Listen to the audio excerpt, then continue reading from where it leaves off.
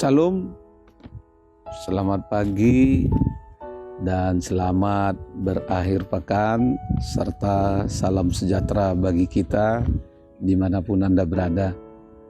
Tidak lupa kami mengucapkan selamat ulang tahun bagi Anda yang merayakan hari ulang tahun kelahiran maupun ulang tahun pernikahan di tengah-tengah keluarga Anda. Tidak lupa juga kami selalu berdoa bagi Anda yang sedang dalam keadaan sakit dan juga di dalam pergumulan oleh karena COVID-19, kiranya Tuhan memberikan kekuatan, kesembuhan, dan sukacita bagi Anda dimanapun Anda berada.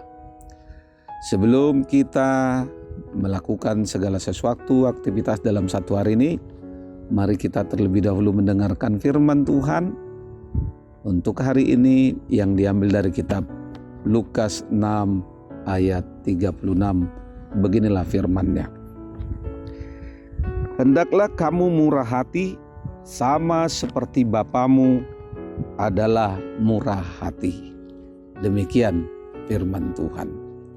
Saudara-saudari yang terkasih di dalam Tuhan kita Yesus Kristus, salah satu karakter atau ciri khas dari anak-anak Tuhan dalam diri dan kehidupan orang percaya adalah murah hati.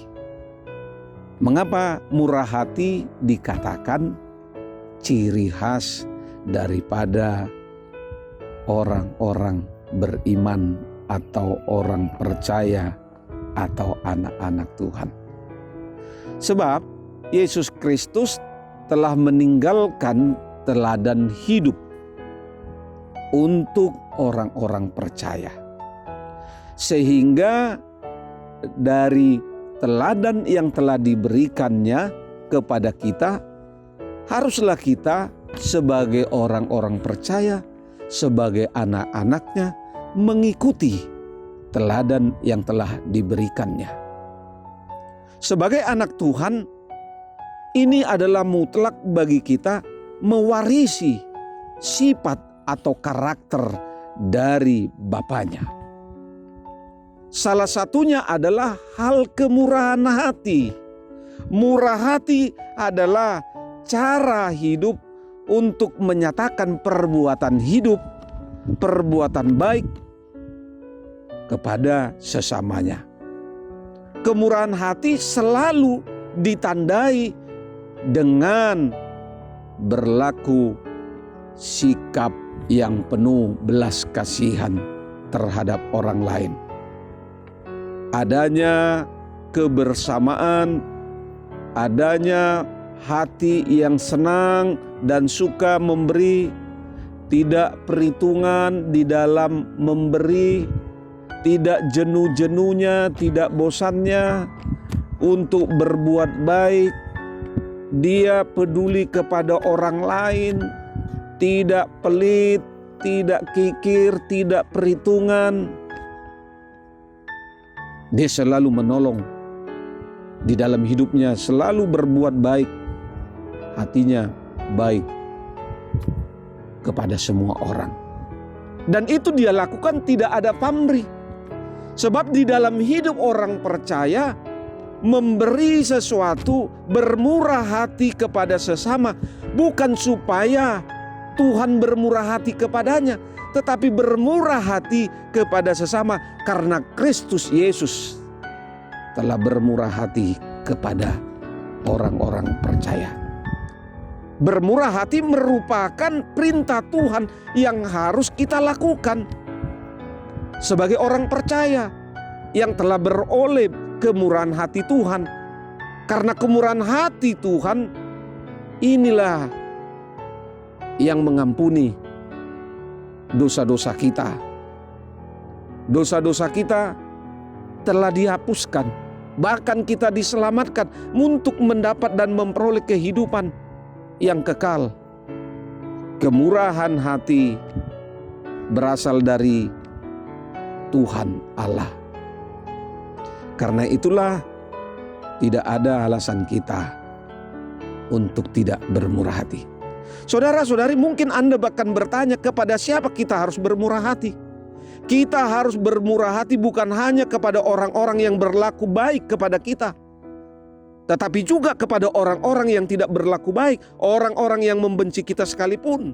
Kita harus bermurah hati di dalam hal mendoakan mereka, mengasihi mereka, termasuk yang selalu meresahkan hidup Anda, menyakitkan hidup Anda, hidup kita sekalipun.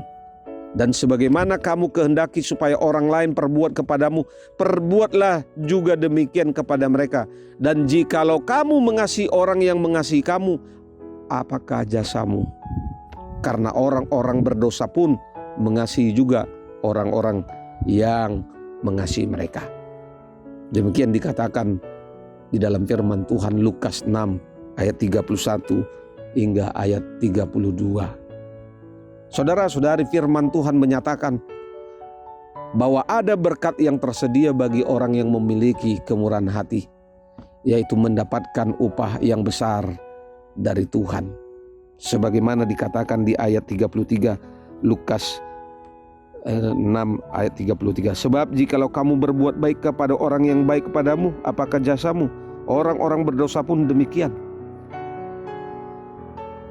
Berbahagialah orang yang murah hati, karena mereka akan beroleh kemurahan.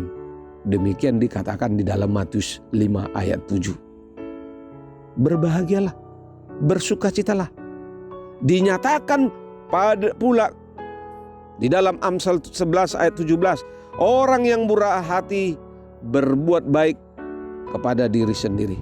Kemurahan hati adalah salah satu dari buah yang harus dihasilkan dalam kehidupan orang percaya, sebagaimana dikatakan Rasul Paulus di dalam Galatia 5 ayat 22 hingga 23, yaitu buah-buah roh, bahagian daripada buah-buah roh. Ini adalah proses hidup yang dikerjakan oleh Roh Kudus dalam diri orang percaya melalui persekutuan yang begitu dekat dengan Tuhan.